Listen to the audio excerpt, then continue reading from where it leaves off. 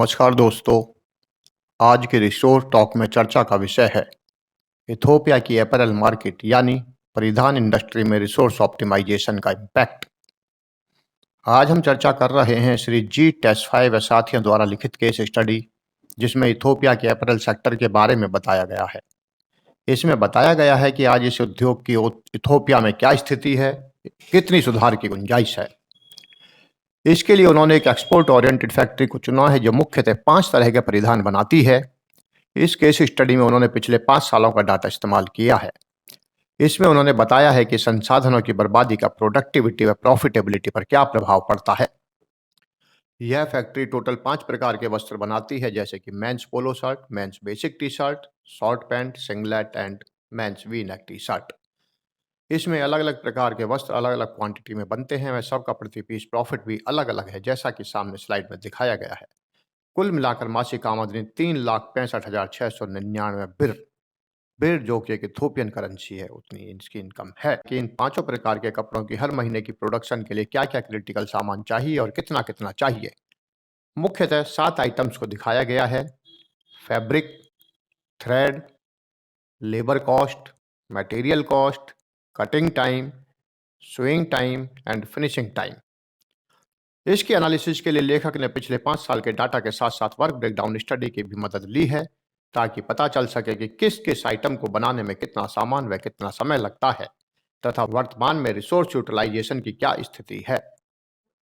Separately item wise resource utilisation को अगर हम देखें तो 37.5% से लेकर करीब करीब 58.5% तक सेपरेटली रिसोर्स यूटिलाइजेशन है। टोटल प्रोसेस का एवरेज रिसोर्स यूटिलाइजेशन 46.41% है, यानी टोटल का 50% से भी ज़्यादा वेस्ट हो रहा है। अब हम देखते हैं कि इस रिसोर्स वेस्टेज का क्या इम्पैक्ट है। इस स्लाइड में यह बताने की कोशिश की गई है कि रिसोर्स वेस्टेज का किसी भी उत्पाद के मूल्य या लागत पर क्या प्रभाव पड़ता है। उदाहरण के तौर पर मान लें कि वर्तमान में प्रति प्रोडक्ट कॉस्टिंग 1,000 रुपये है। ये एक एग्जाम्पल के तौर पर लिया जा रहा है, एक्चुअल कुछ भी हो सकता है। ये केवल ये समझाने के लिए कि रिसोर्सेज की वेस्टेज का क्या इम्पैक्ट आता है किसी भी प्रोडक्ट की कॉस्ट प्राइस पर। यानी जब रिसोर्स यूटिलाइजेशन 46.41% है तब एक पीस की कीमत 1,000 रुपये है। अब हम यह देख रहे हैं कि जैसे जैसे रिसोर्स वेस्टेज कम हो रही है, या कहें कि जैसे जैसे रिसोर्स यूटिलाइजेशन बढ़ रहा है, वैसे वैसे प्रोडक्ट कॉस्ट प्राइस कम हो रहा है। खास बात यह है कि कीमत आधे से भी कम हो जाती है। अब सवाल यह उठता है कि रिसोर्स वेस्टेज को कितना कम किया जा सकता है और फिर उस टारगेट पर काम करके रिसोर्स वेस्टेज को वास्तव में कितना कम कर सकते हैं। यहाँ 3 बातें महत्वपूर्ण हैं। वर्तमान रिसोर्स यूटिलाइजेशन कितना है, जो कि यहाँ पर 46.41% है। आइडियली जीरो वेस्टेज होना चाहिए, मगर ऑप्टिमली कितना कम हो सकता है वो हमें पता होना चाहिए। विभिन्न मुश्किलों के बावजूद वास्तव में हम वेस्टेज को कितना कम कर पाते हैं। ऑप्टिमाइजेशन असेसमेंट: किसी भी संस्थान का किसी भी संसाधन का ऑप्टिमल यूटिलाइजेशन मतलब सर्वोत्तम उपयोगिता स्तर, ऑप्टिमल यूटिलाइजेशन लेवल आइडियल से अलग होता है। अगर हम आइडियल रिसोर्स यूटिलाइजेशन की बात करें तो वो 100% होना चाहिए। Optimal means maximum possible under the current situation. इसको जानने के लिए विभिन्न मेथड या तरीके हैं। यहाँ पर लीनियर प्रोग्रामिंग मेथडोलॉजी तथा वर्क ब्रेकडाउन स्टडी को मुख्यतः इस्तेमाल किया गया है।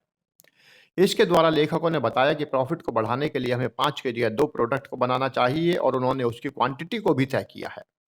साथ ही उन्होंने यह भी बताया है कि 7 क्रिटिकल आइटम्स का यूटिलाइजेशन लेवल कितने तक बढ़ सकता है। यह उन्होंने सुझाया है। कितना हम कर पाते हैं यह दूसरी बात है। यही बात कंपनी कंपनी में डिफर करती है, जो कि किसी भी कंपनी के भविष्य को तय करती है। मगर एक बात साफ तौर पर दिखाई दे रही है कि अगर किसी भी कंपनी को कामयाब होना है, तो कंपटीशन में आगे बढ़ना है, तो उसको अपनी रिसोर्स वेस्टेज को कम करना पड़ेगा, यूटिलाइजेशन लेवल को बढ़ाना ही पड़ेगा। इस पर कोई समझौता नहीं है। Optimal critical resource utilisation level: यहाँ पर लेखकों ने 7 क्रिटिकल रिसोर्सेज के करंट यूसेज व ऑप्टिमल यूसेज के बारे में बताया है। यहाँ बिल्कुल साफ तौर पर दिखाई दे रहा है कि ऑप्टिमल यूसेज वर्तमान के मुकाबले करीब करीब 2 गुना या 2 गुने से भी ज़्यादा है। टोटल रिसोर्स यूटिलाइजेशन 46.41% से बढ़कर 98.57% हो सकता है। यहां ध्यान दें, हो सकता है। इस रिसर्च के द्वारा यह भी बताया गया है कि अगर हम 5 की बजाय केवल 2 उत्पाद बनाएं, बताई हुई संख्या में बताएं और बेचें, और रिसोर्स यूटिलाइजेशन 98.57% तक रखें, तो कंपनी का प्रॉफिट 145% बढ़कर 3,65,699 बिर से बढ़कर 8,97,844 बिर हो सकता है। मैं फिर कह रहा हूं कि यहाँ हो सकता है, ऑप्टिमल लेवल है ये। आप देखें कि कितना प्रॉफिट हो सकता है, होगा या नहीं। यह कई फैक्टर्स पर निर्भर करता है, जैसे कि जितनी क्वांटिटी बनाने की बात की गई है उस क्वांटिटी की डिमांड भी हो, और बाकी 3 प्रोडक्ट ना सप्लाई करने के बावजूद भी कंपनियां हमारे साथ जुड़ी रह पाएं। यह महत्वपूर्ण है। जो सेल प्राइस है वही बरकरार रहे। मटेरियल और लेबर के ऑप्टिमाइजेशन के चलते कोई इंडस्ट्रियल डिस्प्यूट ना हो, यानी इस चेंज को सब आसानी से एक्सेप्ट करें। सभी कर्मचारी इसको एक्सेप्ट करें कि जो भी आमतौर पर इतना आसान नहीं होता है। अगर हम संसाधन की बर्बादी को रोकते हैं तो उत्पाद की कीमत कम होगी, गुणवत्ता बढ़ेगी, निर्यात बढ़ेगा, आमदनी बढ़ेगी, रोजगार के अवसर बढ़ेंगे, लोगों की आमदनी व रहन सहन का स्तर बढ़ेगा, सामाजिक अपराध कम होंगे, इत्यादि इत्यादि। तो आपने देखा कि किस तरीके से लेखकों ने इथोपिया के अपैरल मार्केट की एक स्टडी की, जिसमें एक एक्सपोर्ट ओरिएंटेड यूनिट को उन्होंने एज केस स्टडी लिया। उसकी कुछ डिटेल्स हमारे साथ शेयर करी। अब फूड फॉर थॉट। हमने ये देखा कि एलपीपी मॉडल द्वारा रिसोर्सेज के समुचित उपयोग की वजह से कंपनी की प्रॉफिटेबिलिटी कितनी बढ़ सकती है। जैसे ही हम ये डाटा देखते हैं, हमारी आंख खुल जाती है। मैनेजमेंट सोचता है कि अब तो अपनी कंपनी को हम टॉप पे पहुंचा देंगे, मगर क्या ये इतना आसान है? जी नहीं। सभी कर्मचारियों द्वारा इसको मानकर अपनी कार्यशैली में समुचित बदलाव कर लेना सबसे बड़ी समस्या है। इसको चेंज एक्सेप्टेंस कहते हैं। किसी भी व्यक्ति या संस्थान के लिए बहुत डिफिकल्ट होता है। अगला सवाल आता है कि अगर किसी जूनियर या मिडिल लेवल कर्मचारी को कुछ उपाय सूझता है तो क्या टॉप मैनेजमेंट उसको मानकर लागू करता है? ज्यादातर नहीं, क्योंकि टॉप मैनेजमेंट को नंबर्स में डाटा चाहिए, जिसकी वजह से जूनियर लेवल कर्मचारी अपनी बात को सही प्रकार से रख नहीं पाता है। तो क्या रास्ता है? क्या जूनियर लेवल एम्प्लॉय केवल सोचता रहे, करे कुछ नहीं? अपनी क्रिएटिविटी को ऐसे ही मर जान दे दे, केवल यह सोचकर कि यहाँ तो बहुत सुधार की गुंजाइश है मगर कोई मेरी सुनता नहीं?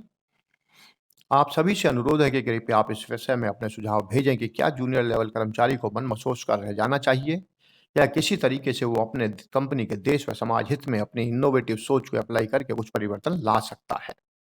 आप अपने सुझाव मेल द्वारा में ईमेल आईडी info@resourcecouncil.org या व्हाट्सएप नंबर 9650328287 पर भेजें, ताकि सभी के सुझावों को इकट्ठा करके इस परिवर्तन को लाने में मदद की जाए। अंत में एक बात कहना चाहूंगा, only knowledge is not the power, knowledge with action is power. Optimally utilise the resources for personal, organisational, national and societal interest. अगर आपको यह वीडियो पसंद आया है तो लाइक करें, कमेंट करें और शेयर करें। आने वाले समय में इसी तरह की और रिव्यू पाने के लिए कृपया इस चैनल को सब्सक्राइब करें और बेल आइकन को जरूर दबाएं, ताकि आपको नए वीडियो का नोटिफिकेशन समय से मिल पाए। इस वीडियो को यहाँ तक देखने का आपका धन्यवाद।